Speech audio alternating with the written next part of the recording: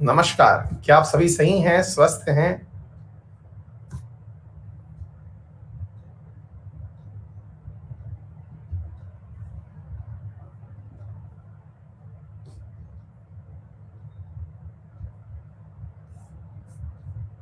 बहुत बढ़िया। अब ये बड़े-बड़े लेटर कौन लिख के भेज रहा है? अनूप खानादे, सर आज मेरा सब्सक्रिप्शन का लास्ट डे है। आपसे जीके पढ़कर मेरा जीके बहुत अच्छा हो गया है।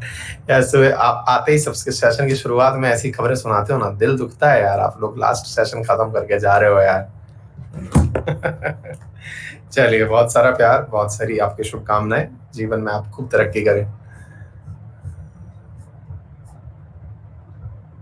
मैं एकदम अच्छा हूँ, सब आप लोग बढ़िया हैं। बहुत सारा आशीर्वाद आप सभी साथियों को। गौरव प्रभात, सर एक बात समझ नहीं आती है कि कोई भी एक्ट आता है या कोई न्यू लॉ आता है तो उसकी डेट प्रीवियस कैसे चूज कर लेते हैं। कट ऑफ डेट में तो डिसाइड किया जाता है कि उसमें कौन सी चीज का प्रभाव ज्यादा रहा था, है ना। जैसे आपने सीएए का उदाहरण लिया है तो सरकार ने 5 साल का क्राइटेरिया फॉलो करने के लिए, क्योंकि उसके लिए जो भारत के अंदर बहुत साल से लोग रह रहे हैं उनको 5 साल रहने पर ही भारत की नागरिकता दी जा सकती है।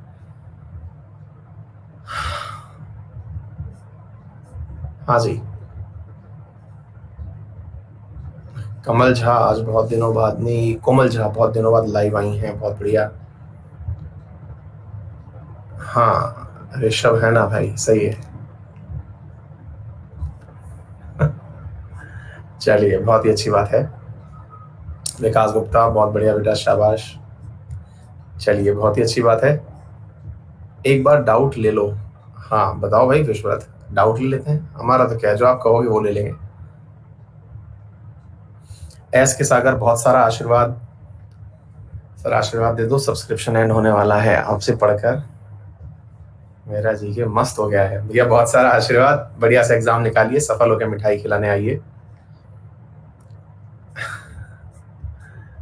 हाँ जी। ये जितने भी लोग यहाँ पर लास्ट वाली बात लिखे जा रहे होते हैं, ये अपना एक सेशन पूरा कर चुके हैं, है ना। चलिए, एलेक्स पटेल को मेरी आवाज बहुत प्यारी लगती है। अरे भाई साहब, सही है। गांधी जी की फुल स्टोरी बताइए ना। अरे भैया, वही है, समय का किल्लत है, लेकिन किसी दिन करेंगे गांधी जी के बारे में चर्चा, है ना।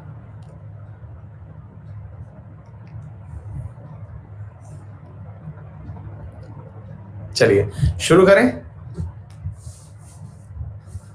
किसी दिन ऐसा करूंगा ना कि मैं मतलब वो जो मेरी तरफ से मैं क्लासेस लेता रहता हूँ, जिसमें जैसे अभी मोटिवेशनल स्टोरी ली थी महाराणा प्रताप की, ऐसे ही मतलब किसी दिन और एक सेशन कर लेंगे, तो ऐसे इन्हीं महापुरुषों से जुड़ी हुई गाथाएं जो है ना उनको सुन लेंगे अपन, ठीक है।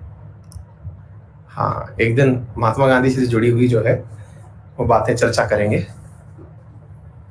है ना। हाँ जी, बताइए। तो अगर आप चाहते हैं कहना कि भैया डाउट ले लीजिए, तो अपन डाउट ले लेते हैं। और आप चाहते हैं कि सर कंटिन्यू कर दो, तो कंटिन्यू कर लेते हैं। तो आपकी जो चाहत हो वो बता दो। Doubt versus class. और डाउट अगर लेना है तो मैं एक काम करता हूं, एक काम करिए, क्वेश्चन बॉक्स में डाल दीजिए, रिपीटेटिव मत डालिए। अभी शुरुआती 10 मिनट में किसी के अगर डाउट है जो मैंने पढ़ाया है उससे, बस वही लूंगा। दाएं बाएं की बातें मत पूछना। जो आपने पॉलिटी पढ़ करके जो अपने अंदर क्यूरोसिटी पैदा की है, वो वाले डाउट्स नहीं पूछने हैं। उसके लिए गूगल है, गूगल से पूछ लो। जो मैंने पढ़ाया है उसमें कोई डाउट हो तो आप मुझसे पूछ लो, है ना। तो जल्दी से एक काम करो, शुरुआती 10 मिनट में आप लोगों को दे रहा हूं, फटाफट पूछो। क्वेश्चन टैब में अपने क्वेश्चन डालना शुरू कर दो, लेकिन रिपीटेटिव एक ही क्वेश्चन को बार बार मत डालना, ठीक है। नहीं बेटा, कोई बात नहीं, कुछ लोगों को लगता है, और क्वेश्चन के अंदर अगर रिपीटेटिव चीजें हुई तो फिर मैं नहीं लूंगा। हिमानी, इसके बारे में लास्ट में पता चल जाएगा। गांधी जी की फुल स्टॉप, फिर वही बात, मैं जो बोल रहा हूँ कोई सुन ही नहीं रहा है।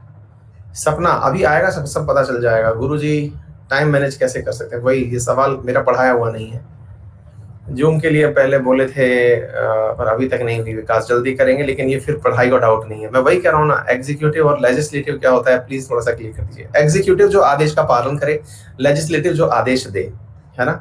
सरल रूप से समझिए कि लेजिस्लेटिव विधानसभा और विधायिका है, विधानसभा और सांसद संसद है, और एग्जीक्यूटिव जो लोग मंत्री हैं या फिर राष्ट्रपति हैं या फिर जो आईएएस अधिकारी हैं, ये एग्जीक्यूटिव है।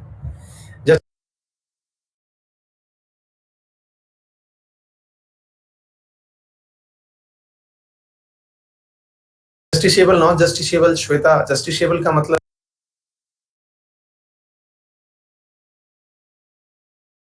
है जिसको ना करने पर आप कोर्ट जा सके, जैसे कि मूल अधिकार। नॉन जस्टिसेबल जिसको ना पूरा होने पर भी आप कोर्ट ना जा सके, जैसे कि डीपीएसपी।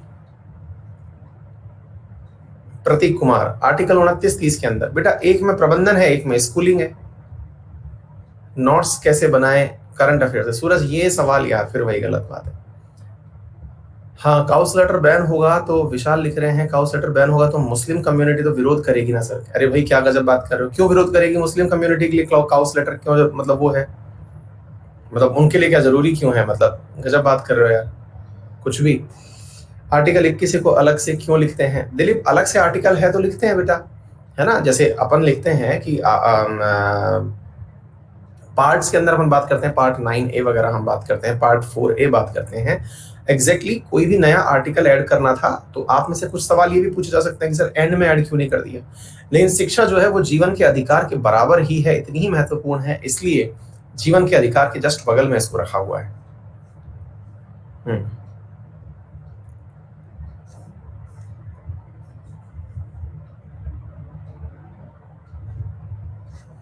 शुभम, इसमें पूछना क्या चाहते हो? फोटो तो भेज दी, लेकिन पूछना क्या चाहते हो? हाँ भाई, आर्टिकल 21 को अलग से समझा दिया मैंने। 26-28 क्या होता है? 26 और 28 में क्या होता है? रविंद्र जो लिखा है वो होता है यार, पढ़ो पढ़ो पढ़ो ना थोड़ा सा।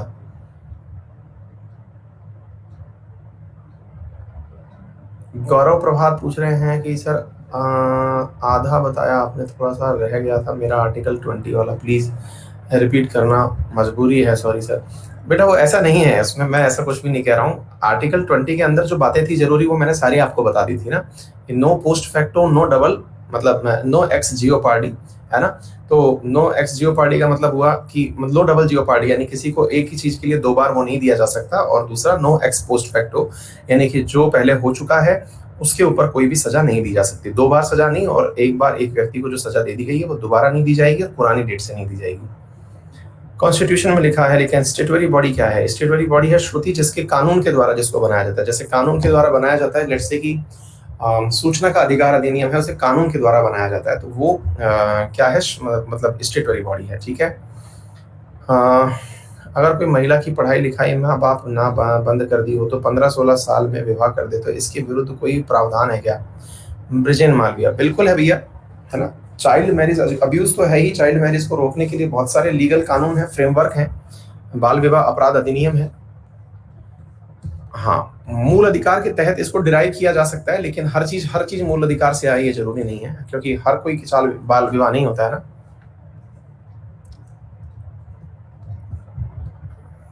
हाँ, स्मिथ शाह, अभी हम चर्चा करेंगे तो पता चल जाएगा। आर्टिकल 13 क्लियर कर दीजिए। आर्टिकल 13 कहता है अगर कोई भी ऐसा कानून बनाया गया जो कि मूल अधिकारों को खत्म करता है या कम करता है तो उन आर्टिकल्स को हटा दिया जाएगा, यानी कि उन्हें विधि सम्मत नहीं माना जाएगा, ठीक है। मान लीजिए यदि कोई भी कानून आपने ऐसा बनाया, जैसे मान लीजिए कि आपने कोई कानून ऐसा बनाया जिसमें आपने ये लिख दिया कि सभी व्यक्तियों को लेट से घर से बाहर निकलने पर अपनी जानकारी देनी होगी, या फिर सबको अपने घर के अंदर सर्विलांसेस देने होंगे, सबको अपने लिए जीपीएस फिट करवाना होगा, तो फिर सरकार मतलब इस बात को जो है वो सुप्रीम कोर्ट रोक सकता है, क्योंकि ये फ्रीडम ऑफ मूवमेंट को कर्टेल कर रहा है, मूल अधिकार को कर्टेल कर रहा है। सौरव लिख रहे हैं कि सर जीके के लिए बुक लेना जरूरी है क्या? बेटा बिल्कुल जरूरी है, और बुक जरूर पढ़िए, कोई सी भी पढ़िए, वो आप अपने हिसाब से देख लीजिए, है ना। हाँ राजन, कह सकते हैं दीज आर नॉट एब्सोल्यूट, क्योंकि हर जगह रीजनेबल रेस्ट्रिक्शंस लगे हुए हैं। आईएएस ऑफिसर इलेक्शन लड़ सकता है क्या? बिल्कुल लड़ सकता है बेटा, उसको सेलेक्ट अपने पद से इस्तीफा देना पड़ेगा। प्रोहिबिशन में मना किया जाता है, सर्टियोरी में बेयर ग्रिल्स, उस केस को अपने पास मंगा लिया जाता है। क्यू वारंटो का मतलब होता है किसी से ये पूछना कि आप इस पद पर किस हैसियत से बैठे हैं। सौरभ, आर्टिकल 13 मैंने समझा दिया। दीपक सैनी, मैंने आपको क्या कहा, मान लो आपने कोई भी ऐसा कानून बनाया जो मूल अधिकार को कर्टेल कर रहा है, कम कर रहा है, काट रहा है, तो ऐसी स्थिति में सुप्रीम कोर्ट के पास ये अधिकार है कि वो उन कानूनों को रद्द कर दे, उन प्रस्तावों को, उन बिलों को रद्द कर दे, ठीक है। तो ये आर्टिकल 13 के अंदर आता है। दूसरा आर्टिकल 13 में ये भी आता है कि अगर दो कानून ऐसे हैं जिनको कि पुराने समय से लागू किया गया है तो नया कानून प्रिवेल करेगा, नंबर 2। नंबर तीसरा पार्ट उसके अंदर आर्टिकल 13 में ये है कि अगर मान लीजिएगा कि कोई आर्टिकल मतलब कोई कानून आपने बनाया जिसका कोई एक हिस्सा ऐसा है जो कि कानून सम्मत नहीं है, यानी मूल अधिकारों के खिलाफ है, पूरा कानून ऐसा नहीं है, तो ऐसी स्थिति में जो हिस्सा उसका यूजलेस है उसे हटा दिया जाएगा। Juhi Gupta, thank you so much बेटा।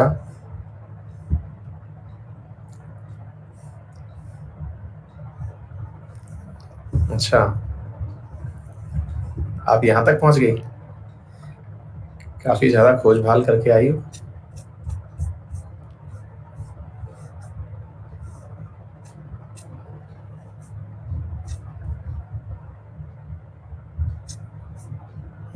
और क्या है, एडम स्मिथ, अगर कोई किसी से ऊपर झूठा केस करे और पुलिस भी उसी के साथ मिलकर गलत केस करे, मदद करे, तो करते हुए लिए कौन सा आर्टिकल के तहत इस केस को चैलेंज किया जा सकता है? बेटा एज सच तो देखिए, मतलब झूठा केस जब भी होगा तो आपके मूल अधिकारों का हनन है। वो मूल अधिकार का हनन कौन सा है? या तो आर्टिकल 20 ब्रीच किया जाएगा या 22 किया जाएगा, क्योंकि जबरदस्ती आपको उठा के डाला गया। दोनों ही ब्रीच हो गए तो फिर हैबियस कॉर्पस होता है। लेकिन अल्टीमेटली सच के लिए आपको बाद में भी आकर के अपने मूल अधिकार को, जीवन की रक्षा के अधिकार के तहत लड़ना पड़ेगा। जैसे नंबी नारायण ने लड़ा और बहुत बड़ी राशि उन्होंने सरकार से वसूली। नंबी नारायण रॉकेटरी वाले, है ना, इसरो वाले।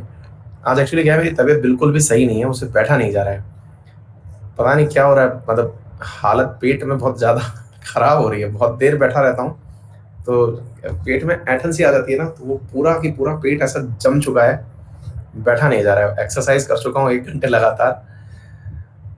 हाँ, चीजें, हालत खराब हो रही है। मिठाई कैसे पहुंचाएं? आप एड्रेस तो बताते नहीं है। एड्रेस 30 मई तक बता दूंगा। अभी आप लोगों के लिए एक एड्रेस वाली जगह बना रहा हूँ जहां चीजें भेज सके मिठाई भेज सके, है ना। डसॉल्ट एविएशन बेटा कंपनी का नाम है ना। महाभियोग प्रयोग केवल प्रेसिडेंट के लिए होता है, पर एनटीपीसी में आया कि प्रेसिडेंट, सुप्रीम कोर्ट और यूपी प्रेसिडेंट के लिए हटा होता है। सही बताइए कौन सा है? केवल प्रेसिडेंट। निखिल, है ना। अब जो एनटीपीसी में सवाल बनाने वाले हैं वो भी क्या है, वो तो आप बात अलग है, लेकिन मुद्दा ये है कि मैंने आपको किताब में से, संविधान में से पढ़ के सुनाया था। है क्या उल्लंघनीय है क्या? All constitution makers are good because they their education from British. Ungandhian है क्या? नहीं, अनगांधियन नहीं है, मैंने कहाँ कहा दीपांशु ऐसा, बिल्कुल नहीं कहा। उसका 17.5 है, जब कुछ कोर्ट में आगे जाए तब उसका आग 18 तब किया जाएगा। तो क्राइम के समय की एज काउंट की जाती है पल्लव। कोई क्राइम व्राइम करने का सोच रहे हो क्या?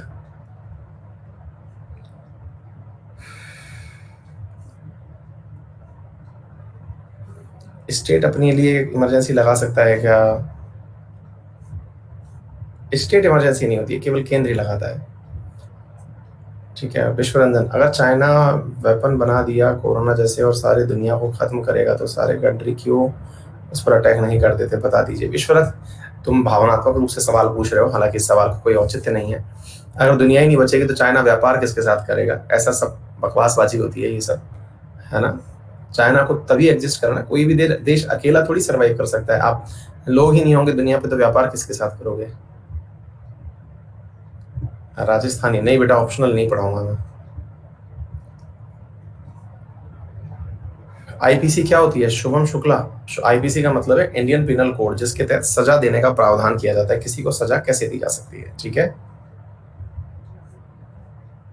एसएससी की तैयारी के लिए सबसे पहले चारों सब्जेक्ट पढ़ने जरूरी हैं क्या? हाँ, पढ़ना जरूरी है। अब वो आपका मैनेजमेंट है कि आप उसको कैसे करते हैं।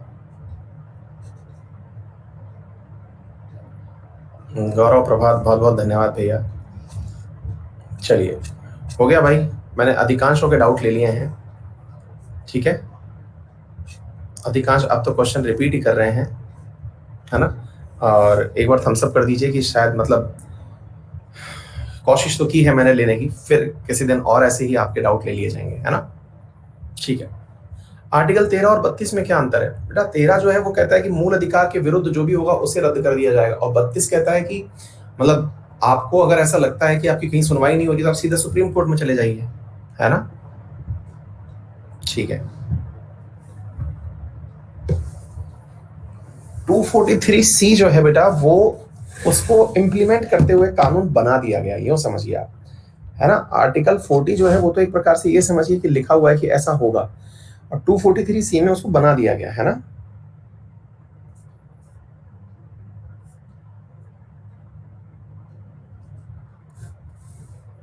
सरकारी ऑफिसर का बेटा का कोटा फैसिलिटी लेकर एक डाउट है।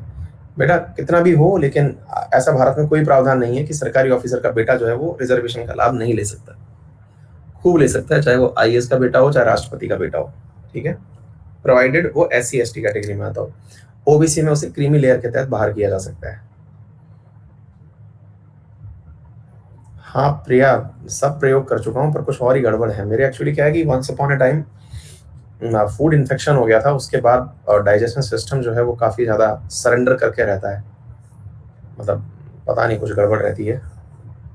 चलिए खैर कोई नहीं, पढ़ाएंगे तो सही हो जाएंगे एकदम। आइए पढ़ते हैं, है ना, पढ़ने से ध्यान बट जाएगा। यूनानी थेरेपी है ये, ठीक है, यूनानी थेरेपी है कि ध्यान बटाने के लिए पढ़ना शुरू कर दो, अपना ध्यान कहीं और लगा दो और सब सही हो जाता है ना। अरे कुछ नहीं, सब मस्त हो जाएगा। आइए सुनिए सुनिए सुनिए, कोई नहीं, अपना अभी थर्ड पार्ट बच रहा है, वो पढ़िए, है ना। थर्ड पार्ट क्या है, आप तो खूब भर भर के क्लासेस आ ही रही हैं, आपके पास कोई दिक्कत नहीं है, आप मस्त रहिए, ध्यान बटा दो। ये हमारे पिताजी कहा करते हैं कि बेटा जब तुमको नींद आने लगे ना, थोड़ी दौड़ लगा लो। हमने कहा क्यों भाई, नींद आ रही है? बोले नहीं, ध्यान बढ़ जाएगा। आइए, तो साथियों यहाँ पर हमने आपके सामने तो सबसे पहले सोशलिस्ट कंसेप्ट क्या है वो बता दिया। नंबर दूसरा, मैंने आप लोगों को ये बता दिया कि सोशलिस्ट के साथ साथ गांधीयन आर्टिकल्स क्या होते हैं, सिद्धांत क्या होते हैं, वो मैंने आपको बताया। याद हम कर लेंगे, उसका लोड 1% भी मत लीजिए, है ना, उसकी चिंता बिल्कुल छोड़ दीजिए, सारे काम हो जाएंगे। अच्छा, हाँ जी, बिल्कुल ऋषभ, बिल्कुल मान लेंगे आपकी बात। अभी थोड़ा पढ़ लीजिए, इसको आज खत्म करना जरूरी है, ताकि फिर नया चैप्टर शुरू किया जा सके। अब तीसरी चीज आती है साथियों, और वो क्या होती है, लिबरल इंटेलेक्चुअल। लिबरल इंटेलेक्चुअल का मतलब होता है कि बुद्धिजीवी लोग जिस तरह की बातें कर सकें, है ना। हाँ भाई अरशद, ईद मुबारक, आप सभी को ईद मुबारक। हाँ जी, ध्यान से सुनिए, लिबरल इंटेलेक्चुअल इसका मतलब क्या है कि ऐसी चीजें जिसको पढ़े लिखे लोगों के ऊपर बात की जा सके, जो कि सामान्य के बातों में समझ में ना आती हो। जैसे कि अगर मैं आपसे ये कहूं कि देश में यूनिफॉर्म सिविल कोड होना चाहिए, तो यूनिफॉर्म सिविल कोड होना चाहिए, ये लाइन जैसे मैं बोलूंगा तो बहुत सारे लोग नहीं समझ पाएंगे। लेकिन अगर मैं ये बोलूंगा कि सबको समान क्या कहते हैं ना उसको, नौकरी में समान तनख्वाह मिलनी चाहिए, सबको समझ में आएगा। मात्र तो अवकाश मिलना चाहिए, सबको समझ में आएगा। यानी मुद्दा ये है कि सबको बातें जो समझ में आ जाएं वो साधारण प्रकार की हैं, लेकिन जो बहुतों के ऊपर से चली जाए, मतलब जनमानस के ऊपर से, आप किसी, मतलब आप ऐसे नहीं कि सर मैं तो ऐसा ढूंढ ही लाऊंगा जिसको ये भी नहीं पता होगा कि इक्वल वेजेस क्या होते हैं, मैं तो ऐसा ढूंढ ही लाऊंगा सर, मतलब पंचायती राज क्या होता है उसको नहीं पता होगा। वो बात सही है कि आप ढूंढ तो कुछ भी लाएंगे, लेकिन मैं अगर एक मेजोरिटी की बात करूं, जिसे आप खुद भी देख करके अंदाजा लगा सकते हैं कि अगर आप किसी गांव में या शहर में गए, आपने वहां पर बात करी कि समान नागरिक संहिता से कौन क्या समझता है, तो आधे से लोग वहां समझ ही नहीं पाएंगे कि क्या है इसका मतलब। वो वही रटी रटाई भाषा बोलेंगे कि जो उनको व्हाट्सएप यूनिवर्सिटी ने सिखाई है ना, मतलब हिंदू मुस्लिम करने लग जाएंगे, जबकि वास्तविकता में ये केवल हिंदू मुस्लिम नहीं है, ये सबके लिए है। केवल दो धर्म नहीं है इसमें, जितने भी धर्म भारत में एग्जिस्ट करते हैं सब है, ठीक है। हाँ भाई, कुछ लोग बफर बफर भी कर रहे हैं, तो एक बार के लिए मैं आपसे पूछ लेता हूँ, बता दीजिए क्या मैं आप सभी को सही से सुनाई और दिखाई पड़ रहा हूँ? हालांकि ये काम नहीं करना चाहिए क्योंकि रोज की बात है आप लोगों की, लेकिन फिर भी आपकी संतुष्टि के लिए कि सुना गया आप लोगों को। हाँ, तो जिनका नेट खत्म हो जाता है वो मतलब बफर की बातें लिख रहे होते हैं, ठीक है, इस समय तक नेट खत्म हो जाता है, 1G पे शिफ्ट हो जाते हैं वो लोग, ठीक है। अच्छा, तो सबसे पहली बात जो बौद्धिक लोगों के बीच में चर्चा का विषय बने, आप कहेंगे सर हमारे यहाँ तो पनवाड़ी चर्चा करता है कि समान नागरिक संहिता, कॉमन सिविल कोड होना चाहिए, पनवाड़ी कोई बुद्धिजीवी है क्या? मैंने कहा भाई, पनवाड़ी से भी अगर सीखने बैठ जाओगे ना कि समान नागरिक संहिता से आप मीनिंग क्या समझते हो, तो बस वो एक ही पॉइंट बताता है कि हिंदुओं में एक शादी अलाउड है और मुस्लिमों में कितनी भी शादी अलाउड है। वो एक ही पॉइंट बताता है कि हमारे यहाँ डिवोर्स कानून के तहत होता है, वहां तलाक तलाक तलाक बोल दो सब बस हो जाता है। ये 2 पॉइंट के अलावा उसको कुछ नहीं पता है। वो जो थड़ी पे चर्चा है ना, बिल्कुल बस उतना ही पता है उसको, बस ये व्हाट्सएप यूनिवर्सिटी का ज्ञान है। तो ये व्हाट्सएप यूनिवर्सिटी के ज्ञान से हट करके क्या कहता है uniform civil code? Uniform civil code कहता है कि भारत में आज भी जितने भी कानूनों के तहत सजा का प्रावधान है, आपको मालूम होगा हमारे यहाँ विवाह के कानूनों में भी, हमारे यहाँ विवाह के कानूनों में भी 3 प्रकार के कानून सरकार के द्वारा मान्य हैं, जिसमें से हिंदू विवाह अधिनियम 1995, 1955, विशेष विवाह अधिनियम 1956, इसके अलावा मुस्लिम पर्सनल लॉ बोर्ड के तहत विवाह कानून, इतने सारे कानून तो ऑलरेडी एग्जिस्ट करते हैं, है ना। इवन हिंदुओं में भी दो प्रकार के कानून हैं। एक कानून कहता है कि जो हिंदू मैरिज एक्ट है 1955, और एक कानून कहता है अगर कोई हिंदू में इंटरकास्ट मैरिज कर रहा है तो वो स्पेशल सेक्शन में चला जाएगा, इंटर रिलीजन कर रहा है तो वो स्पेशल सेक्शन में चला जाएगा, है। अगर वो मतलब सेम सेक्स मैरिज कर रहा है तो वो उसमें चला जाएगा। तो कहने का अर्थ मतलब ये हुआ। हाँ, एक विद्यार्थी ने बहुत ही शानदार प्रश्न पूछा जिसका नाम है ऋतिक रोशन सिंह। अच्छा, आप वही तो नहीं हो कि मैं ऐसा क्यों हूं वाला सवाल पूछ रहे हैं। व्हाट्सएप यूनिवर्सिटी कहां पर है सर? नहीं, वो गाना पर सूट बैठता है ऋतिक रोशन, मैं ऐसा क्यों हूं, बिल्कुल सही है आपके ऊपर, है ना। तो व्हाट्सएप यूनिवर्सिटी कहाँ है? मस्त रहो बेटा, है कहीं आप ही के बीच में है, आपको नहीं दिख रही। ठीक है, तो मुद्दा समझ में आ रहा है मैं कहना क्या चाह रहा हूं कि यूनिफॉर्म सिविल कोड केवल कानूनों के अंदर समानता लाने की बात करता है। कि बोले जब आप बात करते हैं कि इंडियन पिनल कोड, आज भी साथियों मैं आपको बताऊं कि भारत में बहुत सारे धर्म ऐसे हैं जिनकी धार्मिक मान्यताओं के अनुसार विवाह होते हैं। केवल विवाह की बात नहीं, विवाह होना, तलाक होना, संपत्ति का निस्तारण होना, है ना। और क्या बोलते हैं, क्या एक प्रकार से ये समझिए कि जीवन का जब अंत होता है तो दफन होना, डेथ सर्टिफिकेट बनते समय काजी की उपस्थिति होगी कि मौलवी की उपस्थिति होगी कि पंडित की उपस्थिति होगी, ये सब बातें, है ना। तो ये सब बातें जो है मेरे प्यारे साथियों, ये कॉमन सिविल कोड के अंदर आती है। तो कॉमन सिविल कोड से मतलब ये नहीं है कि केवल हिंदू मैरिज, सबको साथ में रखते हुए, ठीक है। ये केवल बुद्धिजीवियों के विकास की बात थी, बुद्धिजीवियों को ही पहले ऐसी बातें पता हुआ करती थी, इसको आपने लिबरल करेक्टर में रखा। दूसरा, provide early childhood care and education for all children until they complete the age of 6 year. अब ये ऐसी चीज है ना कि आर्टिकल 45 को सुन करके आप पूछेंगे कि सर इसमें कौन सी बुद्धिजीवी वाली बात हुई है। सभी जानते हैं कि बच्चे जो हैं वो पल जाते हैं। मैंने कहा दिक्कत यही तो है कि सभी ये जानते हैं कि सभी लोग ये जानते हैं कि बच्चे पल जाते हैं, लेकिन किसी को शायद ये नहीं पता होता कि बच्चे जो पल जाते हैं नामक शब्द से पलना शुरू होते हैं, असल में वो माल न्यूट्रिशन का शिकार हो जाते हैं। मतलब हमारे देश में कहानियां इस प्रकार चलती हैं कि बच्चे तो भगवान का रूप है, पैदा हो जाएंगे तो सरवाइव भी कर जाएंगे, मतलब पैदा हो गए तो सरवाइव भी कर जाएंगे। ये हमारे लिए एक मतलब भगवान का प्रसाद है, आशीर्वाद है। हम घंटे बजा बजा करके इतनी बड़ी आबादी कर लिए, कल सवाल पढ़ाऊंगा मैं आपको कि हम चाइना से आगे निकलने वाले हैं। मतलब क्या है? मतलब ये है साथियों कि हमको आवश्यकता है कि चाइल्डहुड केयर किया जाए, बचपन संवारा जाए और एजुकेशन फॉर ऑल सुनिश्चित की जाए ताकि माल न्यूट्रिशन जैसी चीज से बचा जा सके। ये कैसे हो सकता है? तो इसी के लिए भारत के अंदर पोषण अभियान चलता है, मातृत्व विकास अभियान चलता है। ये जितनी भी योजनाएं चलती हैं वो इसी के कारण चलती हैं।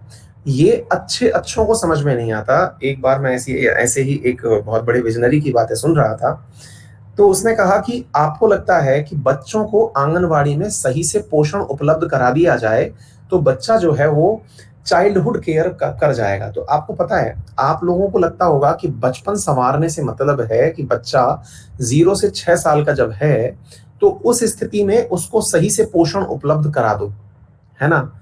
और उसको पोषण उपलब्ध करा देना जो है वो चाइल्डहुड केयर में कंसीडर किया जाएगा। लेकिन क्या आपको मालूम है, गर्भस्थ माँ का पालन करना, गर्भस्थ माँ के पोषण को सुनिश्चित करना भी चाइल्डहुड केयर में आता है। क्योंकि 0 से लेके 6 तक ही चाइल्डहुड नहीं है।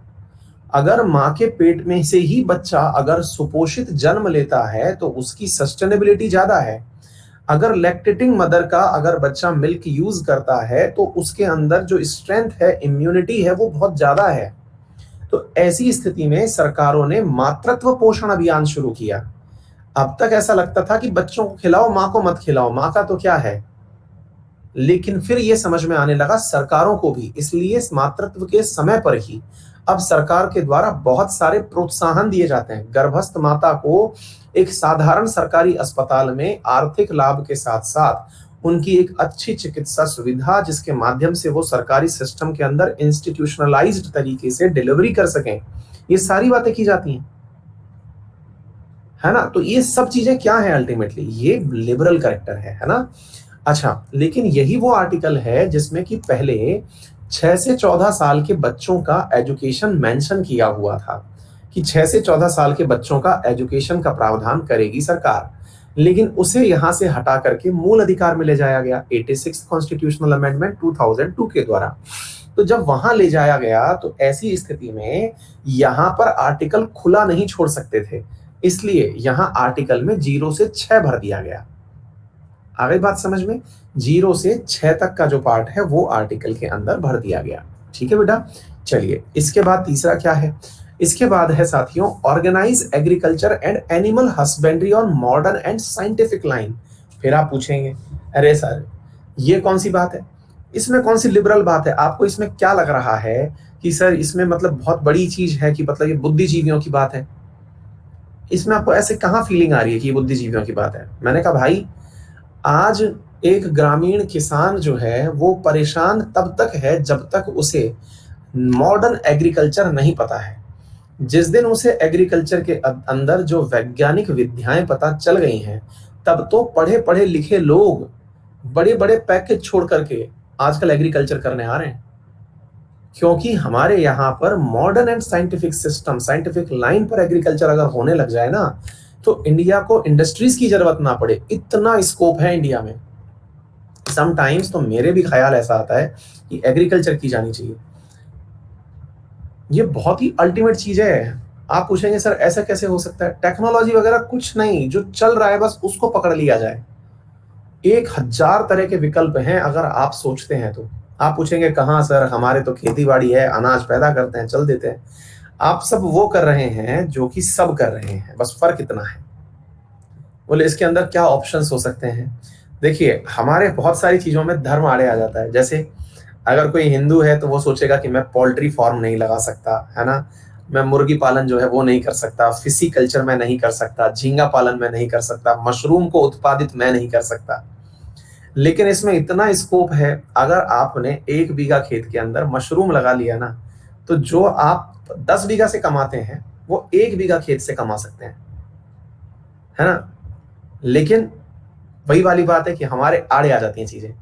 क्यों? क्योंकि हमें लगता है अरे यार ये तो बहुत बड़ी बात है, ये कैसे हो जाएगी? ये सिंपल सी बात है। जैसे आपको मालूम है कि हम सब लोग खेती के बारे में बहुत सारी चीजें सोचते हैं, सर पानी नहीं है, यो नहीं है। साइंटिफिक सिस्टम कहता है आप खेतों में जहां रेगिस्तान है, आपको जान के आश्चर्य होगा साथियों, आप राजस्थान को समझते होंगे कि राजस्थान पूरी तरह रेगिस्तान है। साथियों वेस्टर्न राजस्थान जहां 25 सेंटीमीटर से कम बारिश आती है ना, हमारे राजस्थान के अंदर एग्रीकल्चर का सबसे बड़ा पैसा वहीं से आता है। आप जान नहीं पाएंगे इस बात को। बोले कैसे सर? बेटा हमारे राजस्थान के अंदर बाड़मेर, जैसलमेर, ये क्षेत्र बिल्कुल 0 से 25 सेंटीमीटर बारिश वाले क्षेत्र हैं। ये यहाँ पर ऐसी ऐसी कृषि के लिए जाने जा रहे हैं, जैसे ये अनार की कृषि कर रहे हैं। अनार का इतना जबरदस्त उत्पादन हो रहा है वैज्ञानिक मतलब तकनीक से। अनार ऐसा उत्पादित किया जा रहा है जिसमें बहुत कम पानी की आवश्यकता पड़ रही है, अनार पैदा हो रहा है। दूसरा, जीरा पैदा हो रहा है, मतलब उस प्रकार की फसलें जो वहीं सेट बैठती हैं। तीसरा, बाबा रामदेव के लिए एलोवेरा पैदा हो रहा है, हैं? बिल्कुल, मतलब इस प्रकार की चीजें पैदा हो रही हैं जिनमें बहुत कम पानी की आवश्यकता है। एलोवेरा जिसको कि आप लोग रेगिस्तान की फसल मांगते हैं, वो लाखों रुपए कमा के दे रही है लोगों को। ठीक है, हॉर्टिकल्चर लोग कर रहे हैं, फ्लोरिकल्चर कर रहे हैं, फूलों का उत्पादन कर रहे हैं। कृषि के अंदर अगर ये जो चीजें जो मैंने आपको बताई, ये पता सबको हो सकती हैं, लेकिन इतना बड़ा पैरों में बैरियर है ना, कौन करेगा? अरे छोड़ो ना यार, ये सब कहने की बातें हैं। बस ये जो मानसिकता है ना, ये 99% लोगों की होती है कि ये सब कहने की बातें हैं। 1% लोग होते हैं जो कुछ अनोखा कर जाते हैं। मेरे साथ में ही एक एडुकेटर है जिन्होंने पढ़ाना छोड़ करके 150 बीघा जमीन अभी लीज पर ली है, और उन्होंने साइंटिफिक एग्रीकल्चर शुरू भी कर दिया 150 बीघा लैंड लेकर के, रेंट पे लेकर के। बड़े बड़े लोग कर रहे हैं भाई। तो मतलब मैं आपसे क्या कह रहा हूं कि एग्रीकल्चर जो है ना वो, अच्छा मैं आपको एक बहुत अच्छा आइडिया देता हूं। हालांकि वो बात है कि आप कितना मानते हैं कितना नहीं मानते हैं, मैं आपको बताता हूं, फिर भी सुनिएगा, क्योंकि आपसे संवाद नहीं होगा तब तक देश का निर्माण भी कैसे होगा। अगर आप सोच के देखें कि आज हम अपने देश के अंदर बहुत सारी चीजों की बात करते हैं, अब बहुत सारे बच्चे ऐसे भी होंगे जो इन बातों में काउंटर आर्ग्यूमेंट लेके बैठेंगे, मेरी हर बात के अंदर फिर ढूंढेंगे अरे सर ऐसे थोड़ी होता है। वो आपकी नेचर है, क्योंकि आपकी प्रवृत्ति है सकारात्मक अथवा नकारात्मक, आप उसमें से क्या ढूंढना चाहते हैं ये आपके ऊपर है। मेरा काम केवल आपको ये बताना है मॉडर्न और साइंटिफिक सिस्टम है क्या। ठीक है। अगर मान लीजिएगा कि मैंने आपको कहा कि भैया आप अपनी एग्रीकल्चर सिस्टम के अंदर जो भी विकास कार्य हो रहे हैं, इनमें आप केवल गाय भैंस भी रख रहे हैं ना, बस बोले सर इनमें खर्चा बहुत आता है। मैं बहुत सिंपल सा तरीका बता रहा हूँ। आजकल 25,000 रुपए में बन जाता है एप्लीकेशन। कितने में? 25,000 रुपए में एप्लीकेशन बन जाते हैं बढ़िया वाले। ठीक है। एप्लीकेशन जो मतलब जो ऐप बनाते हो ना, अनअकैडमी की सब्सक्रिप्शन से सस्ता है एप्लीकेशन बनना आज के जमाने में। ठीक है। और ऐप के ऊपर मोबाइल जो आपके घर में कम से कम हर किसी के घर में कम से कम 5 से 7 मोबाइल ऐसे ही पड़े हैं सेकेंड हैंड होकर के, जो सही है लेकिन यूजलेस हो चुके हैं, आप दूसरे मोबाइल पे चले गए, उन सबके कैमरे काम कर रहे हैं। मैं ये आइडिया जाने कितनों को दे चुका हूं, आप भी ले लो। आपने 5 गाय खरीदी या 5 भैंस खरीदी और उन भैंस के चारों तरफ कैमरे लगा दिए, चारों तरफ कैमरे लगा दिए। आप क्या खिला रहे हो गाय भैंस को ये कैमरे में दिख रहा है। कैमरे का जो आपने आउटपुट है वो दे दिया आपने अपने एप्लीकेशन पर, और आप दूध बांटने निकल पड़े नजदीकी शहर में।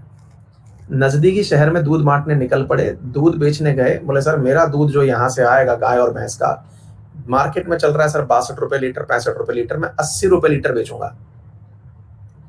दूध वहां से चलेगा और आप तक आएगा, तब तक पूरा कैमरे की निगरानी में और सीसीटीवी निगरानी में होगा।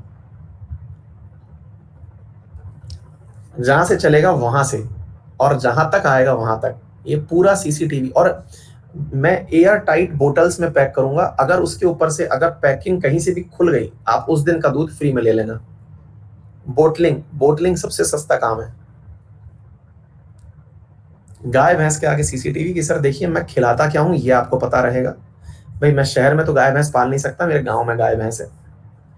ठीक है। मैं बोट मतलब गाय भैंस के चारा क्या खिला रहा हूं, उनको दाना कैसा दे रहा हूं, सब आपकी आंखों के सामने, जितने भी कैमरे लगे हुए हैं उनमें आप देख लीजिए, जहां देखना है देखते रहिए।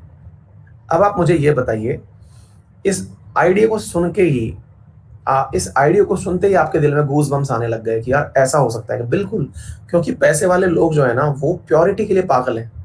जिनके पास पैसा है ना, मतलब पूरा शरीर खर्च करके पहले पैसा कमाया और कमाए हुए पैसे से फिर शरीर पाया। यही तो भारतीय लोग करते हैं। पहले अपने आप को पूरी तरह खर्च कर देंगे और फिर पैसा कमाएंगे, और फिर जो पैसा कमाया है उससे खुद को पाने में, अच्छी हेल्थ के लिए, अच्छे उसके लिए कोशिश करेंगे। तो ऐसे लोगों को पकड़ने की कहाँ कमी है, पकड़ लो इन सबको। हाँ, जैसा मैं सही। और ऐसा करके आप जैसा भी चाहें। अच्छा, ऐसे ही आपने जहां सब्जियां बो रखी हैं, उन सब्जियों में आप क्या डालते हैं, गाय के गोबर से लेकर के वहां पर लगने वाला जो हली तक है, वो सब जो है वो कैमरे में रखिए आप। सर ये सब्जी यहाँ से पैदा होके आ रही है, ये मेरा वो रहा जीपीएस मॉनिटर सिस्टम रहा। अब ये बंदा यहाँ से लेकर निकलेगा, यहाँ से यहाँ तक पहुंचने में इतना टाइम लगता है। पैकिंग आपको मिलेगी, या तो आप जाके ले लो या यहाँ जाके ले लो। बोलिए। तो ये सब वो चीजें हैं जो आपको सिखाती हैं कि ये साइंटिफिक सिस्टम है, इसको आम आदमी नहीं करना चाहेगा। आम आदमी के लिए क्या है, यार यार कौन करेगा। आप लोग, यही तो साइंटिफिक टेम्परामेंट है, इसीलिए तो ये लिबरल इंटेलेक्चुअल प्रिंसिपल है। ये लिबरल इंटेलेक्चुअल सिस्टम है क्यों, क्योंकि इसको हर आदमी नहीं कर सकता ना, हर आदमी नहीं कर सकता। पनवाड़ी की दुकान पे चर्चा करोगे, अच्छा, और किसानों को देखते हो यार, वो तो बड़ी बड़ी, आप देखिए पंजाब का जो किसान है आज वो बड़ी बड़ी गाड़ियां लेके घूम रहा है, किसान होकर के घूम रहा है। क्यों? क्योंकि उसने उस साइंटिफिक सिस्टम को पकड़ा है। आप भी समझ लीजिए आपके क्षेत्र में भी, और तमाम चीजें हैं जी। आप सिंपल कृषि कर रहे हैं, सब्जी बो रहे हैं, ड्रिप इरिगेशन सिस्टम अपनाइए, वो सिर्फ पैसा खर्च होगा। अरे भाई सरकार लोन दे रही है, आप पकड़िए ना इस चीज को। सोलर सिस्टम पर लोन दे रही है, ड्रिप इरिगेशन पर लोन दे रही है, आपके पास 1000 चीजें करने के लिए, करिए। वो सिर्फ कहना आसान है, तो भैया इतना ही आसान होता तो फिर हर आदमी कर लेता ना, थोड़ी मेहनत आप भी करिए। मतलब समझ में आ गई? तो कहने का अर्थ ये है कि आप इस चीज को समझें, तो ऑब्वियस ही बात है कि ये सब चीजें जो हैं आपको समझ में आ जाएंगे कि ये कितनी लिबरल है। आ गई बात समझ में? मैं ऐसे ही, मतलब आप भी सोचते होंगे ना कि मैं वीडियोस में क्या वीडियोस देखता हूँ। तो मैं वीडियो देख रहा था एक दिन, एक आदमी का, उसका वीडियो आ रखा था कि वो यूएस से पढ़ के आया और उसने मछली पालन शुरू किया, और बाकायदा उसने खेत में मछली उगा रखी है। आप पूछेंगे खेत में मछली उगती है क्या? बिल्कुल, उसने छोटे छोटे पॉन्ड बना रखे हैं, मछलियों का बीज लाता है, मछलियां उगती हैं वहां पे, मतलब वो लार्वा लेके आता है, टेडपॉल, और उनको बड़ा करता है, उसको मछली उगाना ही कहते हैं, हालांकि मछली पालन है वो, ठीक है, एक्वा फार्मिंग। और बढ़िया वो बताता है कि मैं ऑन एन एवरेज 1 बीघा खेत से 4.5 लाख रुपए साल के कमाता हूँ। दिमाग खराब हो जाएगा कि यार 4.5 लाख रुपए थे साल भर की 10 बीघा 15 बीघा जगह की खेती का कमाई नहीं है। अलग है, तो इन चीजों में विचार करिए, ये बहुत अलग।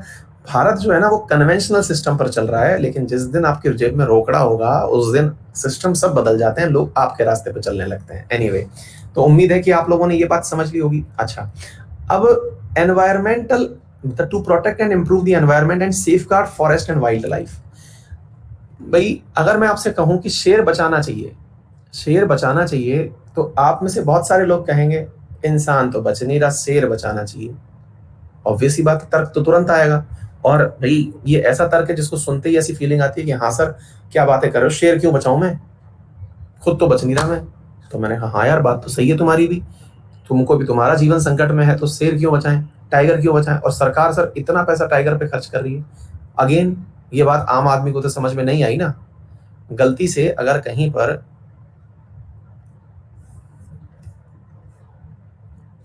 हाँ बिल्कुल, अभी जैसे आप में से बहुत सारे लोगों को रिसेंटली जब ऑक्सीजन की कमी आई तो ये लगा कि हाँ यार टाइगर बचाना चाहिए। लेकिन अगर कभी कहीं किसी गांव में शहर में टाइगर घुसा है ना, भाई साहब लोग पत्थर लेकर के दौड़ने लग जाते हैं। मैं अभी एक मूवी देख रहा था, कौन सी मूवी देख रहा था भूल गया, मुंबई सागा करके मूवी थी, उसमें डायलॉग था, हालांकि फर्जी मूवी थी लेकिन फिर भी देख ली क्योंकि देखनी होती है मेरे को। उसमें एक डायलॉग था, जब तक जंगल में शेर होता है लोग उससे डरते हैं, लेकिन जब शेर जंगल छोड़ के शहर में आ जाता है तो उसे मारने टूट पड़ते हैं। फिल्मी डायलॉग था, फील जरूर आई मेरे को इसमें, और मैंने इसको आपके लिए यूज कर लिया। अगर टाइगर आपके क्षेत्र में आ जाए तो आप उसको मारने कूद पड़ेंगे, आप ये नहीं समझेंगे कि टाइगर जो है उसी की वजह से आप लोग जिंदा हैं। फिर आप पूछेंगे कि सर क्या बात कर रहे हो, टाइगर की वजह से हम लोग जिंदा हैं, ये कैसे हो सकता है। मैंने कहा भाई टाइगर है तो पर्यावरण है, tiger is the key stone species जिसके ऊपर करोड़ों रुपए भी खर्च किए जाएं तो कम है, और करती है सरकार टाइगर बचाने के ऊपर। बोले सर ये कैसे, बोले भैया ये ऐसे, क्योंकि अगर आप नोटिस करें तो जितने भी पेड़ पौधे हैं इन सबकी संख्या को नियंत्रित करके बैठा हुआ है टाइगर। बोले गजब बात कर रहे हो, वो तो पेड़ खाता ही नहीं है। मैंने कहा यही तो बात है कि आपको समझ में इसलिए नहीं आएगा क्योंकि आप लिबरल नहीं हो, आप बौद्धिक नहीं हो, बुद्धि नहीं है ना। बुद्धि होगी तो समझ में आएगा। बोले आप समझा दो, आप में है ना बुद्धि, आप समझा दो। मैं कहा चलो मान रहे हो तो बता देते हैं। बात यह है साथियों कि जितने भी पेड़ पौधे उग रहे हैं, इन पेड़ पौधों को खाने के लिए छोटे छोटे जीव घूम रहे हैं। हिरण घूम रहा है, गाय बकरी ये सब घूम रहे हैं, है ना। इन सबको खाने के लिए कोई एक और बैठा हुआ है।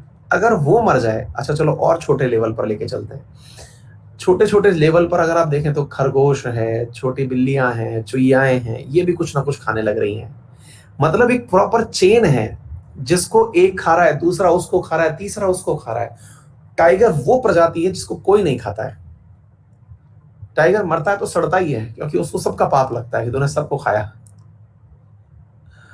एग्जैक्टली वैसे ही जैसे कि जब आप बात करते हैं गिद्ध की, तो मैंने आपको बहुत बार आपको बताया भी है, वल्चर्स, वल्चर्स की मौत इस समय सबसे बड़ा विषय क्यों बना हुआ है, क्योंकि वल्चर्स जो हैं ये जब से मरे हैं तब से मतलब जानवर सड़ रहे हैं। आप देखिए ना, पहले गिद्ध जो थी वो बहुत उड़ा करती थी और हम उसे बुरा मानते थे कि यार गिद्दें उड़ रही हैं, कैसा हो रहा है, ये हो रहा है। लेकिन इंसान ने गाय भैंस को डाइक्लोफेनेक नामक इंजेक्शन दिया दर्द से निपटने के लिए। वो डाइक्लोफेनेक गिद्ध के शरीर में पहुंचा, पूरी गिद्ध समाप्त हो गई, गिद्ध थ्रेटन्ड स्पीसीज में पहुंच गई। गिद्ध जो है वो डाइक्लोफेनेक खा करके थ्रेटन्ड हो गई। क्यों थ्रेटन्ड हो गई, वो गिद्ध का काम क्या था, अरे भैया वो स्कैवेंजर्स थे, वो बची हुई जो मरी हुई लाशें होती थी गाय भैंस की, उनको खा करके खत्म कर देते थे। वो आप तक कचरा ही नहीं पहुंचते थे, खराब हवा नहीं पहुंचने देते थे, जिसकी वजह से पानी में कोई गंदगी आए, हवा में कोई गंदगी आए। देख लीजिए, तो कहने का अर्थ क्या है कि जितने भी पर्यावरण के अंदर सेफ गार्ड्स की स्कीम चलाई जा रही है ना, पर्यावरण को संरक्षित रखने की, आज मैं अगर आपको पर्यावरण संरक्षण पर कुछ बोलने लग जाऊं, भाषण बोलने लग जाऊं, तो आप कहेंगे यार ये शिट है यार, ये क्या पढ़ाने लग गया, पर्यावरण पर्यावरण। कोई भी डेवलपमेंट प्रोजेक्ट हो, अगर याद हो 3 दिन पहले मैंने आपको पढ़ाया था, ग्रेटर निकोबार में केंद्र सरकार के द्वारा वो चलाया जा रहा है, 75,000 करोड़ रुपए डेवलप करके सिंगापुर जैसा बनाने का प्रयास किया जा रहा है। याद है मैंने पढ़ाया था। मैंने पढ़ाया तो मैंने उसमें कहा कि इसको एनवायरमेंटल क्लियरेंसेस मिल गए हैं। लोगों में खुशी थी, वाओ एनवायरमेंट क्लियरेंस, अरे मरेगा तो मर जाएगी मछली। क्यों? क्योंकि हमें लग रहा था बड़ी बड़ी बिल्डिंग्स दिखेंगी, बहुत सब कुछ हमें अच्छा अच्छा दिखेगा, नया इन्वेस्टमेंट आएगा, पैसा दिखेगा, सब कुछ होगा। लेकिन जिस कॉस्ट पर आप उसे कर रहे हो ना, वो इम्पैक्ट तुरंत नहीं दिखता है, बस फर्क इतना है। लॉन्ग रन में ऐसा दिखता है कि हर आदमी यही चिंता कर रहा होता है, काश भगवान इस बार बचा ले, अगली बार नहीं करूंगा। आज ऑक्सीजन के लिए जो मारामारी है ना, अगर समय सही होता तो डॉक्टर्स ये ना कहते कि आप ऑक्सीजन कंसंट्रेटर लेके बैठे। ऑक्सीजन कंसंट्रेटर कोई मास्क थोड़ी है। ऑक्सीजन कंसंट्रेटर तो इस एटमॉस्फेयर के अंदर जो हवा है उसमें से जो 19% ऑक्सीजन है उसे सेपरेट करके आपको दे रहा है। अगर ज्यादा अच्छा होता तो डॉक्टर्स आपसे कहते खुली हवा में सांस लो, कोरोना दूर भाग जाएगा। लेकिन खुली हवा हमने छोड़ी कहाँ। हमने खुली हवा में इतना प्रदूषण मिला दिया, इतना प्रदूषण मिला दिया कि उसको ढंग से ले लिया जाए तो आदमी मर जाए। आ गई बात समझ में? इसलिए कंसंट्रेटर का आविष्कार हुआ। कंसंट्रेटर ने ये थोड़ी कि ऑक्सीजन बना दिए, कंसंट्रेटर ने तो जो ऑक्सीजन है उस ऑक्सीजन को एनवायरमेंट में से निकाल के आपको दे दिया है। ऑक्सीजन बनाने की फैक्ट्री तो अलग हटाइए आप, ऑक्सीजन प्लांट्स की तो बात ही छोड़ दीजिए। कंसंट्रेटर एक मशीन है जो आजकल सबसे ज्यादा चर्चा में चल रही है, हर आदमी उसी को दान करने की बात कर रहा है, हमने इतने कंसंट्रेटर दान कर दिए हैं। क्या वो है जो कि 100% आप अगर एयर देखते हैं, मैं सांस जब ले रहा हूं तो इसमें से 75% के आसपास नाइट्रोजन भी अंदर जा रही है। कंसंट्रेटर नाइट्रोजन को हटा दे रहा है, केवल इसमें से 20% ऑक्सीजन को इकट्ठा करके एकत्रित करके 100% ऑक्सीजन में कन्वर्ट कर दे रहा है, बस ये है बात। ऑक्सीजन प्लांट तो अब आ रहे हैं जो ऑक्सीजन बनाएंगे, सिलेंडर्स में भरेंगे। आ गई बात समझ में? तो ये चीजें हैं। तो वैज्ञानिक चीजें समझने के लिए दिमाग चाहिए होता है, और दिमाग जो है वो बौद्धिक स्तर पर ही समझ में आता है। तो सरकार के द्वारा जो एनवायरमेंट प्रोटेक्शन एक्ट 1986 बनाया, वाइल्ड लाइफ एक्ट जो बनाया 1972 बनाया, वो सब इसी के लिए तो बनाया। आई बात समझ में? और कुछ भी समझ में आ रहा हो तो थम्स अप जरूर करते रहना, थोड़ी मोटिवेशन मिलता रहे मुझे भी। आ गई बात समझ में? है इंटरेस्टिंग बात है, मतलब आपको लिबरल भी बातें लिबरल तरीके से समझ में आ रही होंगी कि हर बात में तो दम है यार, ये तो चीज सही कह रहे हैं सर, है ना? Article 49, protect monument places object of artistic history interest. अब कई लोग जाते हैं वहां लिख करके आते हैं, Mukesh loves Sangeeta, Mukesh loves Shyama, Shyama loves Pinky, Pinky loves Patalana Singh Dhimkada Singh. वो जाते हैं और इतनी बड़ी इमारत पर जिसको बनाने में करोड़ों रुपए खर्च हुए हैं, उन करोड़ों रुपए खर्च करने वाली बिल्डिंग पर अपने लव की पहचान लिख करके आ जाते हैं, अपने अपने प्यार की पहचान लिख करके बढ़िया बढ़िया टूटे दिल, सादे दिल, सारे दिल बना के आ जाते हैं। तो भैया ये जो क्रिएचर हैं जो ये काम तीर मार के आते हैं, अपना नाम लिख करके आते हैं, इनको अगर मैं समझाने लगूं कि यार गुरु इन सब चीजों को मत लिखो, ये कोई देखने नहीं आ रहा है, शौचालय पे लिखा नाम और दीवार पे लिखा नाम, इन्हें सब लोग बस देख के हंसते हैं, इनको कोई नहीं पूछता। कई लोग शौचालय में लिख के आ जाते हैं मेरा इंतकाम देखेगी। पता नहीं किस चीज को वो इंतकाम कहते हैं, है ना? तो जिससे खुन्नस होती है उसका शौचालय में नंबर लिखाते हैं। गजब ही, मतलब इतना फ्रस्ट्रेशन भाई साहब। तो मुद्दा ये कि उन क्रिएचर्स को अगर मैं समझाने लग जाऊं कि यार ये तो तुम कर रहे हो ना, ये आने वाली पीढ़ियों के लिए ठीक नहीं है, वो कहेगा पहले हमको तो पीढ़ी में कंसीडर कर बाबा। हमने कहा हाँ, क्योंकि तो लिबरल है ही नहीं, लिबरल है ही नहीं, तेरे अंदर दिमाग है ही नहीं, तो कहां से समझ लेगा?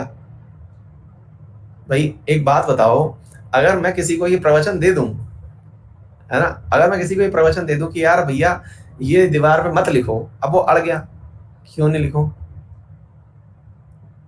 है क्यों नहीं लिखूं बताओ? हाँ यार ये बात तो सही है।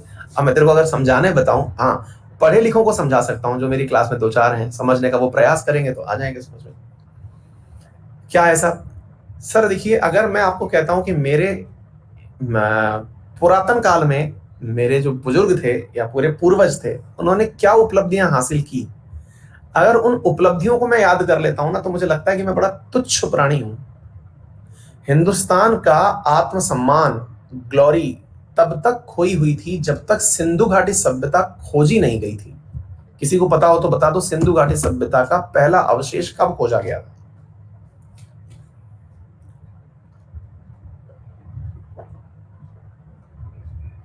1921 में। 1921 तक अंग्रेजों ने हमें गंवार कहा हुआ था, स्नेक चार्मर्स, सपेरे, पगलेट, गंवार। क्यों? क्योंकि उन्हें लगता था कि इन लोगों का कोई इतिहास ही नहीं है, कीड़े मकोड़ों की तरह पैदा हो गए। और अंग्रेज खुद के लिए कहा करते थे कि ईश्वर ने हमें भेजा है। क्यों भेजा है? क्योंकि तुम लोग गंवार हो, हमारे ऊपर ईश्वर का मतलब बर्डन है कि तुमको सुधारें। अब सोच के देखो कि अगर दयाराम साहनी के प्रयासों से आपको सिंधु घाटी सभ्यता नहीं मिलती, खोदाई में अगर आपको ये प्राप्त नहीं होता, तो क्या भारत का ये आत्मसम्मान और गौरव लौट के आता कि हमें एंशियंट हिस्ट्री में क्या है ये पढ़ना चाहिए? बोलिए।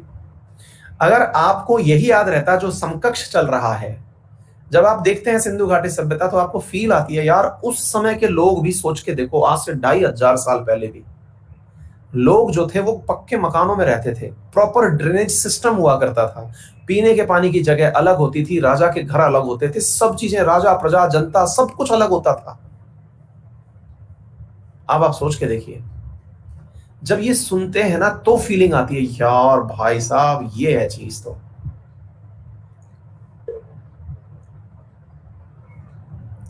रेड ब्रिक्स उस समय मिली थी, ग्रिड सिस्टम उस समय मिला था। जब सुनते हैं तो दिमाग में एकदम झन्नाटा आ जाता है कि यार ऐसा भी हुआ करता था। बताओ, आता है फीलिंग? फिर आता है ना, एक अंदर से फीलिंग आती है कि यार ये चीज है यार, ये तो भाई।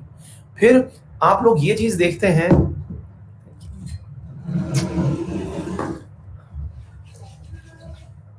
उसको लेकर चले जाओ। हाँ जी, तो अभी क्या, अच्छा दूसरा क्या है? अब दूसरा ये है साथियों कि आप देखिए, हम लोगों को जितना पता था, क्योंकि हमें मुगल कालीन इतिहास पता था, है ना, हमको मुगल कालीन इतिहास पता था, और हम लोगों को अंग्रेजों का इतिहास पता था, क्योंकि मुगलों के तुरंत बाद अंग्रेज आ गए थे, तो हमें उनके द्वारा किए गए सब कुछ पता थे।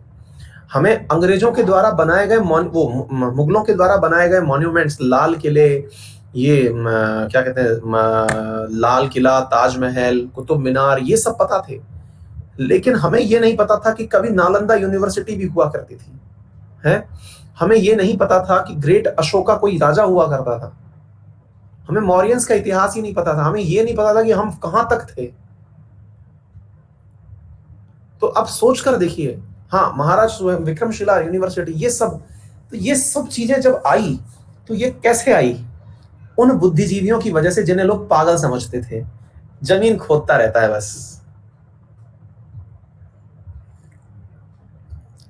क्यों? क्योंकि हमें एजुकेशन तो देने नहीं दी, हमें एजुकेशन तो देने नहीं दी। तो एजुकेशन नहीं देने दी तो उस स्थिति में हम लोगों के दिमाग में क्या आ गया कि यार हम तो बस पैदा हो गए, हम तो बस पैदा हो गए। और जब हम पैदा हो गए तो इसका मतलब ये है कि भाई जो कह रहा है सामने वाला वही सही है। तो मेरे प्यारे साथियों, यही बात आपको समझनी है। क्या आपको मेरी बात समझ में आ रही है? बात सिर्फ इतनी सी है साथियों कि जितने भी मॉन्यूमेंट्स वगैरह थे उनके बारे में बताना ये लिबरल करेक्टर है। अब मैं अगर जो वो श्याम संग संगीता लिख रहा है या फिर पूजा संग महेश लिख रहा है, उसको मैं क्या समझाऊं? उसको मैं कैसे समझाऊं कि ऐसा होगा? वो दो बातें मुझको और सुनाएगा, कहेगा निकल ले यहां से। आई बात समझ में? आज हम में से बहुत सारे लोग ऐसे हैं जो डांस की फॉर्म्स को देख करके कहते हैं कि सर हम क्लासिकल डांस की बात क्यों करते हैं? अरे यार इतना पुराना इतिहास है तुम्हारा, आज तुम हिप हॉप सुन रहे हो, आज तुम मैंने कौन कौन सी चीज सुन रहे हो जिसमें कुछ नहीं पता है। कोई केवल अश्लीलता परोस रहा है, कोई केवल अज्ञानता परोस रहा है। तुम देख नहीं रहे हो कि तुम्हारा जो नृत्य है उसके अंदर एक एक भंगिमा का, एक एक कदम का एक मीनिंग है जिसके ऊपर शास्त्र लिखे हुए हैं। प्राउड मोमेंट है भाई, है प्राउड मोमेंट। आज हम लोग, कोई ब्रेक डांस कर रहा है, कोई कौन सा रोबोटिक्स का डांस कर रहा है, कोई कुछ कर रहा है, पता ही नहीं है। बस एक नई चीज चल रही है, मतलब देख के लग रहा है कि ये यूथ पागल हो गया है। क्यों? क्योंकि इनके ऊपर वेस्टर्नाइजेशन थोपा गया है, कहा गया है कि यही अच्छा है। आप नाट्य शास्त्र उठाइए साहब, संगीत में, नृत्य में बीए होता है, मास्टर्स होता है, और यूनिवर्सिटीज देती हैं। एक एक एंगल के ऊपर जो आप देखते हैं ना, कथक, कुचिपुड़ी ये करने वाले जो लोग होते हैं, इनके आंखों की इनका एग्जाम कैसे होता है? इनका एग्जाम होता है बकायदा भाई। इनके आंखों की भंगिमा ने, यानी आंखों का एक जेस्चर, वो क्या कहा, उस जेस्चर का भी मीनिंग है, उसके मार्क्स होते हैं। आप लोग सुनते हैं ना, ये शास्त्रीय वादन, इसको यार पद्मश्री क्यों दे दिया, इसको पद्म विभूषण क्यों दे दिया? क्योंकि जब वो परफॉर्म कर रहा है तो उसके परफॉर्मेंस में जो वो एंगल ले रहा है ना, उस एंगल से वो जो चुप रह के स्टोरी कहना चाहता है वो कह दी उसने। क्या आप मेरी बात समझ पा रहे हैं? उसके उस एक्सप्रेशन ने, ये आपको समझ नहीं आएगा। ये है अपना एंशिएंट इंडिया। तो भैया ये जो चीज है ना, ये लिबरल करेक्टर है, और लिबरल करेक्टर को समझने के लिए आपको ये सब चीजें बहुत महत्वपूर्ण रूप से पता होनी चाहिए। आई बात समझ में? नेक्स्ट देखिए, अनुच्छेद 50, separation of judiciary from executive. आप पूछेंगे सेपरेशन की क्या जरूरत है सर, ये वकील लोग तो वैसे बिके होते हैं, जजेस वैसे बिके होते हैं। आज भी देख लो, आज भी जजेस को कौन छोड़ता है कि कुछ डायलॉग मारने से पहले जजेस के ऊपर तुरंत डायलॉग मार, अरे सर सुप्रीम कोर्ट तो वही सब डिसीजन देती है जो केंद्र सरकार कहती है। ये लीजिए, मतलब हमारी जो सुप्रीम कोर्ट है वो कितने भी लैंडमार्क डिसीजन दे ले, दुनिया के लोग हमारी सुप्रीम कोर्ट के डिसीजंस को सुनने आए कि यार इन्होंने, आज बहुत सारे लोगों ने, हालांकि ये थोड़ा वैसा विवादित मसला हो जाएगा जिसके ऊपर कईयों के सेंटिमेंट्स प्रभावित हो जाएंगे, पार्टीबाजी हो जाएगी। अयोध्या मंदिर का फैसला आया, मंदिर का फैसला आया तो फैसले को इस बात से जोड़कर देखा गया कि ये इस पार्टी की वजह से फैसला आया।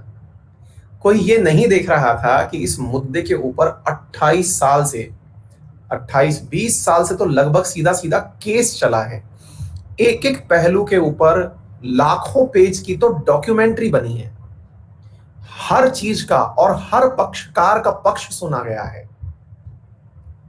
जब से देश आजाद हुआ है तब से लेकर के केसबाजी जो चली आ रही है, उस केसबाजी के ऊपर सुप्रीम कोर्ट ने कितने साल ले लिए निर्णय सुनाने में, क्योंकि एक एक दिन एक एक लाइन लिखी गई, क्योंकि देश के अंदर जो सामाजिक ताना बाना है उसका महत्व सुप्रीम कोर्ट भी समझता था।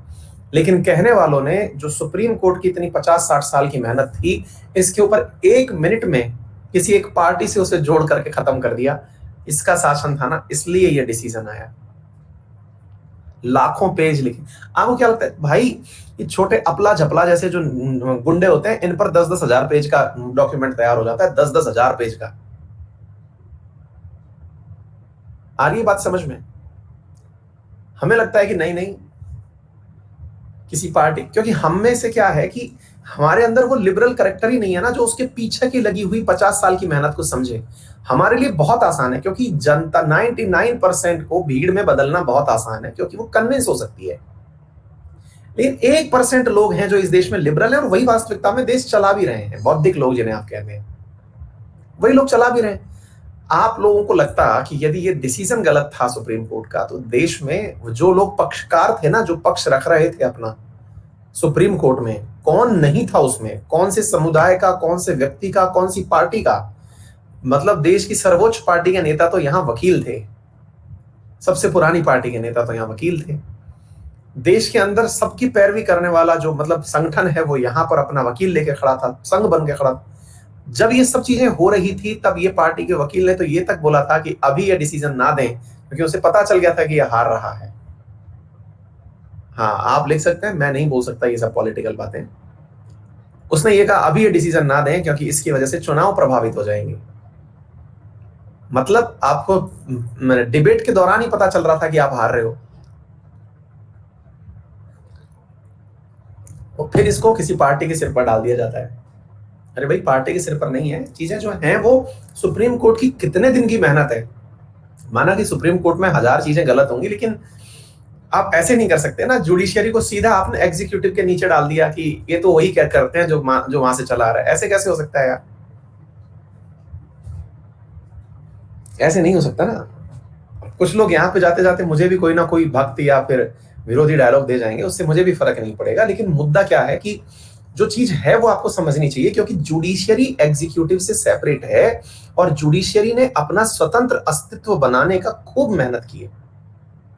हर चीज पे जुडिशियरी मेहनत करती है। हाँ, कुछ बार चीजें ऐसी होंगी कि ये दोनों एक दूसरे को ओवरशैडो करेंगे, लेकिन फिर से कोई ना कोई तो अच्छा आदमी आएगा, क्योंकि ये तो प्रोसेस का पार्ट है, लोकतंत्र में चलती हैं ये चीजें। तो जुडिशियरी और एग्जीक्यूटिव को सेपरेट होना चाहिए। दैट मीन्स न्यायपालिका ना तो इसके दबाव में आएगी और ना ये जुडिशियरी के दबाव में आएगा, दोनों को अपना अपना काम करना है। ठीक है, चलिए आखिर क्या है 51वां नंबर। अब जैसे आजकल व्हाट्सएप यूनिवर्सिटी में एक जबरदस्त चीज चल रही है, और वो क्या चल रही है, एक जबरदस्त चीज चल रही है कि देश पागल है क्या जो इतने देशों को वैक्सीन भेज रहा है। हमारे अपने लोग मर रहे हैं हमारे अपने लोग मर रहे हैं और वैक्सीन भेजी जा रही है। भाई मैं उनको ये लाइन बोलने लग जाऊं कि ये हमारा देश आज से नहीं, हम लोग जब कहते हैं ना, सुदामा जो थे, सुदामा अपने पास में फटे कपड़े पहन करके जब भगवान कृष्ण से मिलने गए थे तो मुट्ठी भर चावल लेके गए थे। यानी हमारे यहाँ तो सुदामा की भी इतनी हैसियत रहती है कि वो राजा को दान कर दे। हमारे यहाँ सुदामा की भी इतनी हैसियत रहती है कि वो राजा को दान कर दे। हम उस देश से बड़े हुए बने देश हैं। हमको कोई कैसे मतलब किसी एक पार्टी के नाम पर, किसी एक मजहब के नाम पर बड़ा कर सकता है? हम वो देश हैं।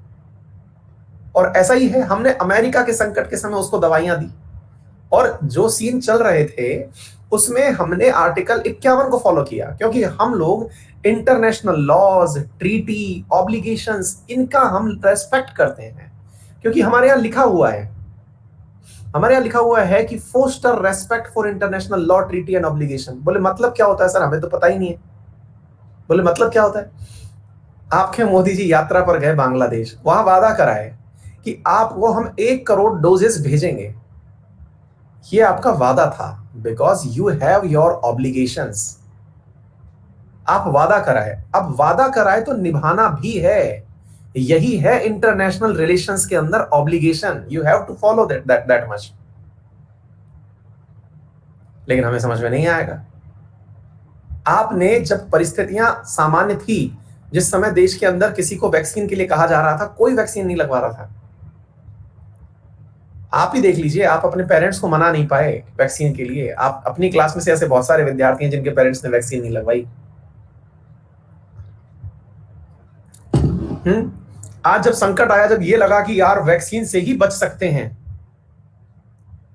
जब आपको ये लगा कि मतलब वैक्सीन से ही बच सकते हैं, तो सरकार पागल है, सरकार वैक्सीन को किसी और को बेच रही है। अरे भाई, आपका टेम्परामेंट 10 दिन में बदल गया, लेकिन अंतरराष्ट्रीय संबंध 10 दिन में नहीं बदल सकते। ये गुड्डे गुड्डी का खेल नहीं है ना। मतलब आप लोगों को लगता है, देखिए मतलब वो वाली बात है कि जब इलेक्शन होने शुरू हुए ना मार्च के अंदर, कब से हुए हैं ये? अप्रैल एंड तक इलेक्शन चले, मार्च से अप्रैल के बीच में। उस समय वास्तविकता में हम सब ने जितना उधम मचाया है, हम सब ने मचाया भाई। आपने, मैं पूरा टूर करने निकल गया, आप भी मस्ती कर रहे हैं, सब घूम रहे हैं, हमको मालूम ही नहीं था। वैक्सीन हमें लगता था लगवा लेंगे यार, हमको वैक्सीन लगवा के ऐसा लगता सरकार पे एहसान कर रहे हैं, लगवा लेंगे। आज परिस्थितियां उलट हो चुकी हैं। तो भाई एक बात बताओ, उस दौरान सरकार भी रिलैक्स थी कि हाँ यार कोई ज्यादा कैजुअलिटी हो नहीं रही है, तो इस समय चलो थोड़ा अच्छा ही बन लेते हैं। क्योंकि यूएन की सुरक्षा परिषद में आपको स्थायी सीट चाहिए। स्थायी सीट चाहिए तो ऐसे लोग भी तो चाहिए जो ये कह सके कि ये संकट के समय हमारे साथ खड़ा था। तो जो चीज आपके पास है वो दो, हम निकल पड़े देने। अब हम देने निकले पड़े हैं, हम हर देश को वादे कर रहे हैं कि चिंता मत करो, हम ढूंढ ढूंढ के देश निकाल के ला रहे हैं, आप चिंता मत करो, हम देने आ रहे हैं, हम देने आ रहे हैं। हमने वादे कर दिए, हमारी अभी डिलीवरी चली रही थी, अचानक लाशें बिछना शुरू हो गई।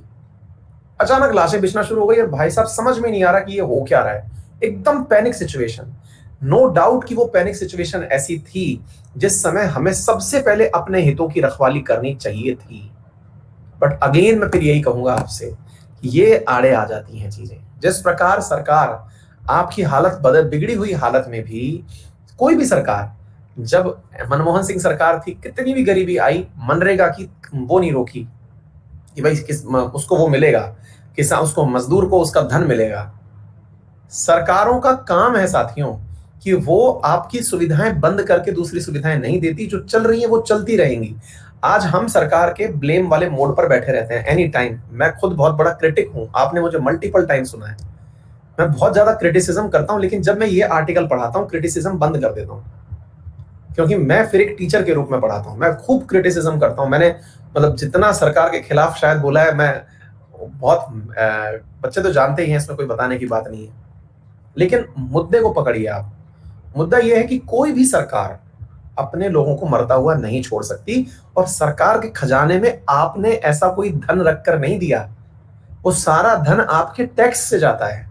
आप जरा सोच के देखिए, बिजनेसेस बंद हैं, आपके यहां सारे काम रुके पड़े हैं, यात्राएं नहीं हो रही, व्यापार नहीं हो रहा, आपकी ईएमआई नहीं जा रही, कुछ नहीं हो रहा, तो सरकार के पास वो धन कहां से आएगा जिससे वो वैक्सीन पैदा करवा सके? आई बात समझ में? ये कुछ बातें हैं। तो फिलहाल के लिए इस बात को समझिए कि अनुच्छेद 51 हमें सिखाता है कि हमें किस प्रकार से इंटरनेशनल डिस्प्यूट्स को तो आपसी समझौते से खत्म करना चाहिए, और ऑब्लिगेशंस जो ट्रीटी हैं उन्हें कैसे खत्म करना चाहिए। ठीक है, तो ये चीजें हैं। तो उम्मीद है आज आपको लिबरल करेक्टर समझ में आ गया होगा, लिबरल करेक्टर होता क्या है। तो भैया बात ऐसी है कि आप अब मुझे किस धड़े में रखते हैं मुझे नहीं पता, लेकिन हाँ, मुझे ये पढ़ाना था कि लिबरल क्या होता है। ये बातें समझने के लिए अगेन कुछ एक परसेंटेज लोग ही हैं जो इन बातों का महत्व समझ पाएंगे, जो कुछ एक परसेंटेज लोग हैं जो इस बात को समझ पाएंगे। इसीलिए ये लिबरल आर्टिकल्स कहलाते हैं, क्योंकि ये बौद्धिक रूप से ही लोगों को समझ में आते हैं। आई बात समझ में? एक विद्यार्थी तो कुछ ज्यादा ही मोटिवेट हो गए, कह रहे हैं कि उन्हें भी टीचर बनना है। ठीक है, उम्मीद है बातें समझ में आई होंगी आप लोगों को। Thank you so much. तो देश इन्हीं दिशा में काम करता है। ठीक है बेटा, आज मिलते हैं शाम 7:30 बजे फिर एक जबरदस्त विषय के साथ, इशू के साथ। ठीक है, गंगा की लाशों पर चर्चा होगी, वहां हमारा दूसरा रूप देखिएगा, है ना। चलिए, thank you so much. See you in the next class at 7:30 WiFi study 2.0। Bye bye.